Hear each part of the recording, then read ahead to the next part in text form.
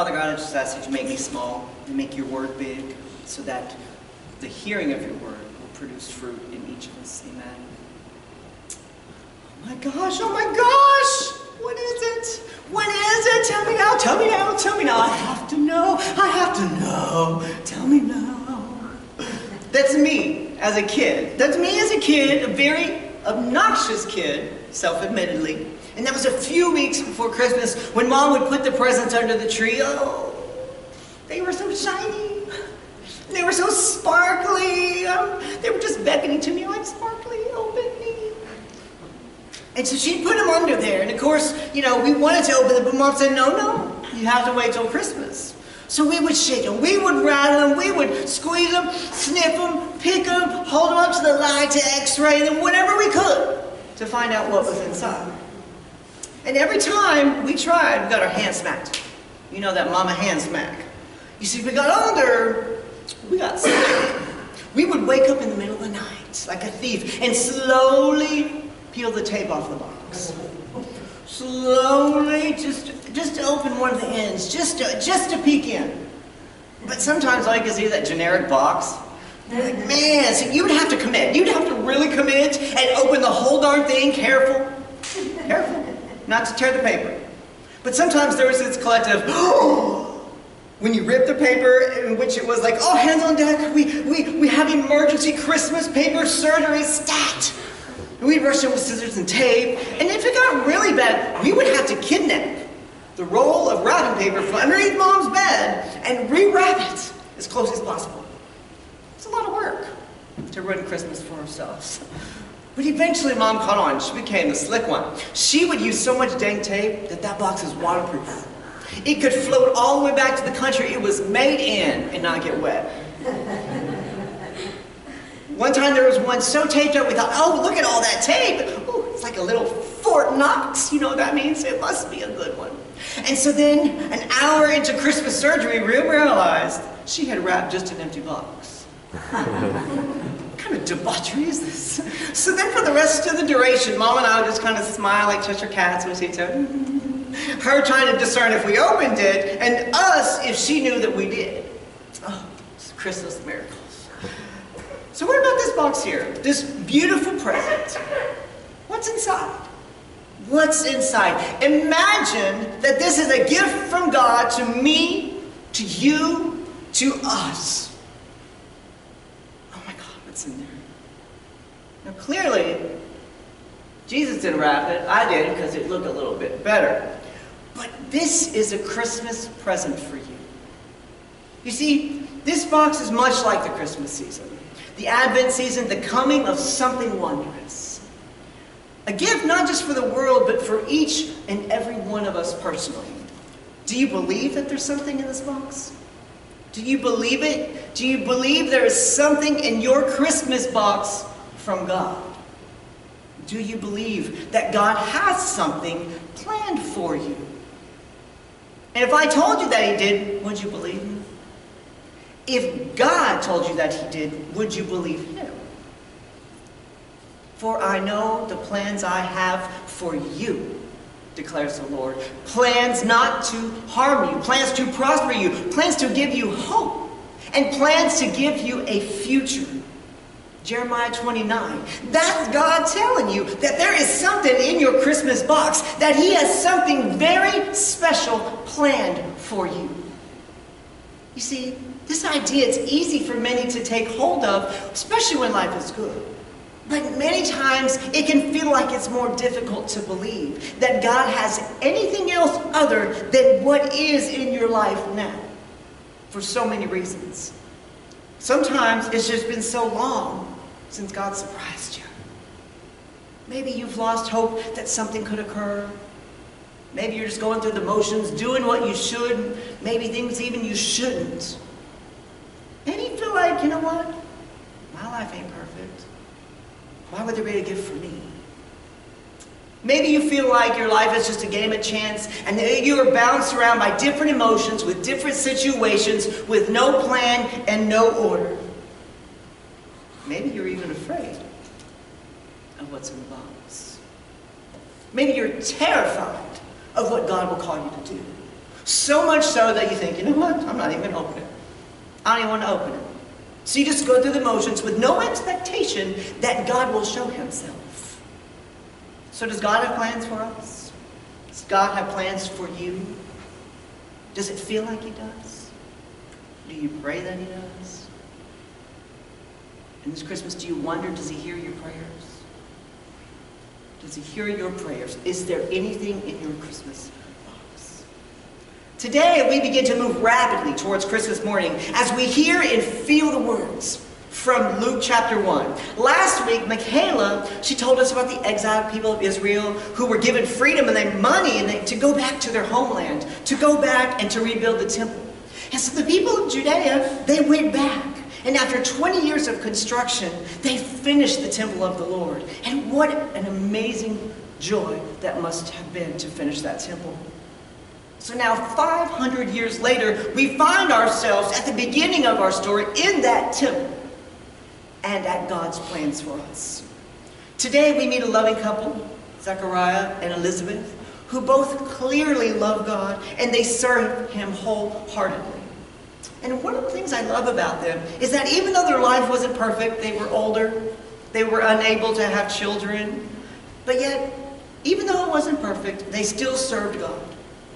Even when they weren't blessed in the way they wanted to be, they still lived life for God. You see, Zechariah, he was a priest. He was a priest at the temple. And even though they could not conceive, it says they were righteous and observed all his commands, all of his decrees blamelessly. Well, little did they know, things were going to change. One day, while Zechariah is on duty at the temple, all the priests and him were gathered. They were deciding like, okay, well, we got to do all these duties. Who is going to go into the sacred place this time? Who is going to go into that sacred place to burn incense and pray as routine? So they chose by casting lots, which basically means they flipped a coin, they drew straws, they did just to see who would go in, and they had their answer. I mean, it's a fair way to decide who would go. In fact, that's the same way that Pastors Allie Mack and I decide which Sundays we take. Not really. We shoot dice. So, Zechariah, he received the shortest straw. He got the short straw. So he was chosen to go into that sacred place, which is an honor. Now, to him, it may seem like just a chance happening. He had done this many times before serving, especially at his age. He was going through the motions. Go in, light the incense, pray, do those things. He didn't expect anything else to occur besides the smell of the usual incense. Didn't expect anything different. And I think this is sometimes where we fall in our lives. We feel like every day is just a game of chance to what happens or what doesn't happen with no rhythmic order. We get up, we go to work, we do what we got to do. We don't expect anything different, and certainly nothing extraordinary. So Zechariah was faithfully going through the motions as he prepared the incense to be burned. And as he steps into the sacred place, he could hear all the assembled worshipers outside. They were praying, like the brush of leaves whispering, "Safe." How nice, he thought. And then, next thing you know, to the right hand of the altar was this being, so beautiful, so light. The angel of the Lord is there. And Zechariah, he is terrified. He was gripped with fear. He was so scared. You guys, I want another straw. He was scared. He was scared of God. The word says he was startled to see God in the very place of God. Really? Going through the motions. How often in our life do we do the same? Walk into work, walk into here, interact with people and strangers, and expect to see nothing but the same? How often do we come not expecting a true word from God or an appearance of the Spirit that has real meaning in your life? So the angel stands there in the fullness of its power and its glory, and Zechariah is still shivering. And the angel says, calm down, Zach. You're going to wet yourself. I may be paraphrasing a little bit here, but the angel says, do not be afraid. Your prayer, it has been heard. Your prayer has been heard. Your wife Elizabeth will bear you a son, and you're going to call him John. He will be great. He will be great in the land, turn hearts, and he will prepare the way for the Lord. You see, in that moment, God came out and said, out of love, I am conceiving something for your life. Something amazing to come, something here yet not fully here, yet something begun. It has been conceived for you. And what do you think old Zach said? Oh my gosh, thank you. Thank you so much. We wanted this all our lives. Oh my God, I need to text Liz. I need to text her. Lizzie, boo-boo, I'm the baby. Woo! That's not how it went down. You would think, but that's not how it goes. His first answer is not one of rejoicing, but one of doubt and one of questioning. He says, look, fluffy angel, that sounds all nice and good, but how can I be sure of this? He says, because I'm standing here. Because I'm here. I'm in the presence of God. God sent me to bring you this good news. He has conceived something for your life. But because you cannot believe, and because you cannot receive that which God had conceived for you, you will now be silent. Your lips will be made still until these words come true at the appointed time. You see, this is where we are today. For I know the plans I have for you, declares the Lord. What I want you to know is that God is not through with your life. God is not through with your life. He has not left you nor forsaken you. Today, through this word, God is speaking, calling you to believe it's possible again. He is saying, I've conceived something for each of you, something amazing, something to come. And if, like a Zechariah, you doubt this, today's command to you is to be silent and to be still, knowing that He is God and that His plans for you are real. You see, in the scripture, this muting of Zechariah is often seen as a punishment, but I see it differently. You see, I think God has given him space to ponder all this because silence is that place where new understanding takes root, where our spirits expand to meet God's plans. The word actually says that both Zechariah and Elizabeth entered into a period of quiet for 5 months after she became pregnant. They became still in order to take it all in, that which God had conceived for them. So when the time came for God's plans to be realized, all her neighbors and all her relatives, they showed her mercy. And they shared her joy as she gave birth to a baby boy. So on the 8th day, she takes him to the temple to be circumcised and to choose his name to be put in the priestly records. And when she gets there, they were going through the motions as usual. The scribe said, okay, let's just do this by the book as custom. Well, you name your baby Zechariah Jr. after his father. Before that ink could even hit the scroll, she stood up, she spoke up, and she says, no. No. His name is going to be John. And they said, lady, there's no John in your family. She didn't care. So they gave up on her. They gave up asking her, and they said, well, we'll just ask her husband. And so they said, well, Zechariah, he really can't talk. We really can't ask him, but let's go. Let's go and see him anyway. So they find Zach, and it says they made signs to him. They engaged in some ancient charades, like, what do you want to name your baby? Ancient charades. And Zechariah, he remembers everything that he learned in the stillness and all that the angel had taught him. And he asked for a writing tablet, and they bring it in. And to everyone's astonishment, he wrote, his name is John. And immediately his mouth was opened. And his eyes were opened. And he began to speak, praising God. And everyone there was filled with awe. I actually wrote a song immediately about God. And that is the story of how John the Baptist came to be. And here is what I want you to know today. You may feel like there's nothing special ahead for you. You may feel like you're just going through the motions, that your life is just one big game of chance, but God has called you to more, ordained your steps for something greater, for something more that's ahead. You may say, well, yeah, but Zach and Elizabeth, they were religious royalty, maybe, but we are called kings, a royal priesthood, a chosen people by the Lord God himself. See, God doesn't create children without a path to walk. God does not finish with you and throw you out. It's us who throws God out. You know what? God knew you were going to be here today. God knew you were going to be here today. God knew that you would need this word today. God knows that you are too precious not to be living up that which he has laid before you. There are people counting on you to be faithful, counting on you to take that first step forward. For I know the plans I have for you. Believe that today, right here, right now, that he is conceiving something out of love for you, for your future. Plans not to harm you, plans to prosper you. How can you know it's true?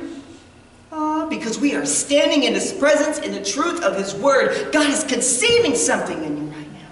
It is coming upon you. It's real, it's visceral, it's a step, it's a movement, it's a call, it's a feeling, it's overwhelming, it's life, it's a new breath. God is conceiving. Are you receiving? Are you believing? Are you believing your prayers have been heard? The word tells us they have. Things have been set in motion. And if you think something amazing is not in line for you, and like Zechariah, you ask, how can I be sure? Then the instruction you need to take from this word is to take some time. Take some time to be still. To know that a God who loves you has also set a path for you. Sometimes to fully comprehend that which God has conceived for you, you need a little time away, a little quiet time to ponder these things like Zechariah, to ponder what's in your Christmas box. We need that time. And just as much as we need this time, we also allow others to have that stillness in them, to unwrap that which was conceived for them. As we wait on the Lord like Zech and Les, we must continue to serve him, even if our life isn't perfectly full yet.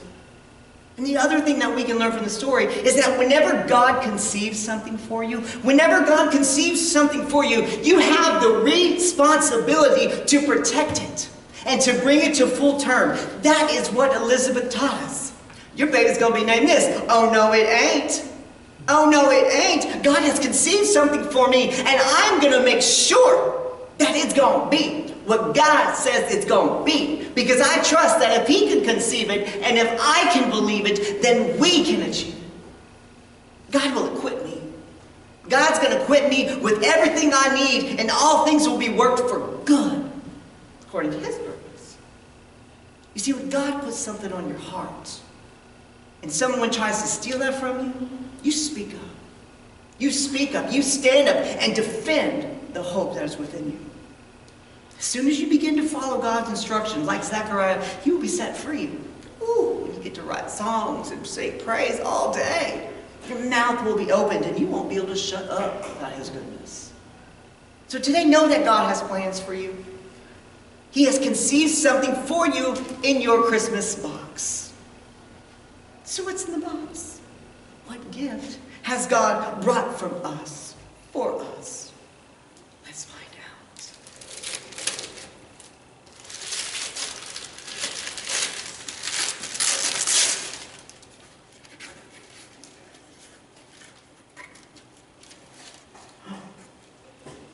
Nothing? Oh, my mama strikes again. Oh. But really, look in here and what do you see?